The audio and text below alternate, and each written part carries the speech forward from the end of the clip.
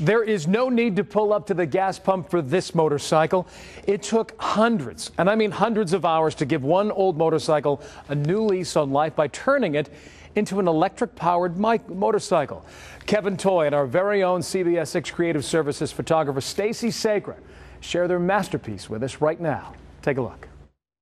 We're out on West Broad Street at the Quaker Steak and Lube, which is very well known for its bike nights, but not in the way that you might imagine with tonight's special debut. I'm with Michelle Riccio. She's the manager here at the Quaker Steak and Lube, and with Stacy Sacra, who is a familiar name, but maybe not a face. He's usually behind the camera. Right now, Stacy's debuting his big project. Stacy, the bike is finally here. This is a big day coming. Yeah, it's been a long time. I think we started this project back in June, and yeah, it's not even together yet. It's still a work in progress, but it's where we want it right now. Yeah. This bike project is part of an initiative with our program Powering Virginia. You'll see it coming up later this month and actually later in the fall as well when we'll preview the bike story. But Stacy, in your words, tell us this bike's a little different. Why? Well, this is a 1987 Yamaha that we took. It had a bad motor in it, so we took the motor and the transmission out of it, and it's been replaced with all electrical power. D&D Motors makes a fantastic 72-volt motor. It's got 5 Exide batteries, 12-volt Exide batteries, wired together. It makes 60 volts, and it's going to be all electric power. Plug it into your 120-volt outlet at home, and charges in about 3 hours. And of course, this bike is part of an initiative with our Powering Virginia program, which you can see later in June and again in the fall. It's all part of becoming a little bit more focused on the green, and that ties in well with Quaker Steak and Lube. You guys are a vehicle heritage. Yes, we are. We were started in 1974 in Sharon, Pennsylvania.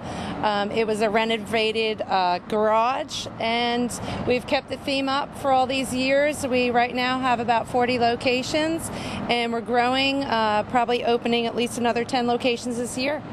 Yeah, looking at a bike like this kind of bridges the heritage of the past with what could be next. Stacy, what motivated you to take on this kind of a project? Well, I'm an avid motorcyclist, you know that. Been riding motorcycles a long time, and I actually had planned on doing this years ago. And bought the plans on how to do it. So I'm not the first to do it. Bought the plans on how to do it, and when this became an opportunity, you and I talked about let's do it as a segment on Powering Virginia, and here we are.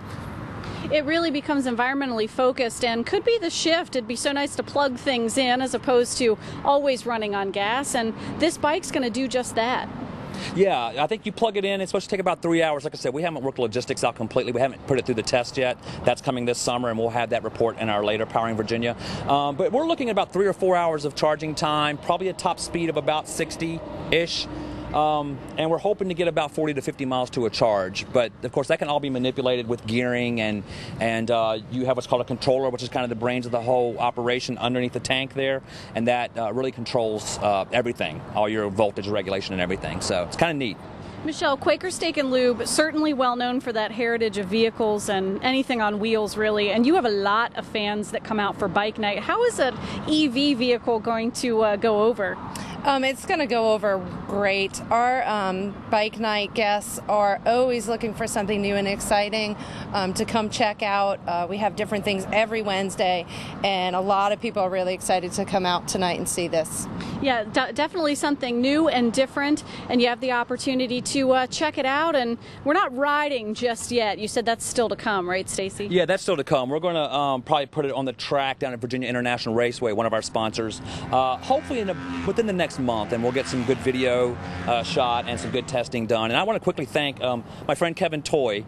He did 98% of the work on this bike out of his shop in Verina. He's an excellent mechanic, fantastic. Sonny Naylor did the finishes, the paint job on it, and he's fantastic. He does helmets and the whole thing. And we've had a great partnership with Quaker Steak and Lube and Tom McGrath and Sprocket Specialists. We had a lot of donations come in to help with the specialty project here, and it's been great. It's been a lot of fun. Yeah, making something new and different definitely takes a lot of collaboration. It's here in this bike, and you can be too, so you're going to want to come out to Quaker Steak and Lube for bike night on Wednesday. That's your chance to check everything out. Come on out, and thank you guys for having us. Thank you. Yeah, appreciate it. We're going to send it back into you. That is very cool. Okay, thanks. You have the chance to see this motorcycle as you heard, at Quaker Steak and Lube Restaurant in Richmond for the next few weeks before it goes to the Virginia International Raceway for Powering Virginia segment scheduled to air later this summer. That's going to be very exciting. The bike will then make its return back to the restaurant until the winter time. For more information, just visit our website at WTVR.com/VTM. Right now, we're going to hop on that electric bike and send it on over to Sharon.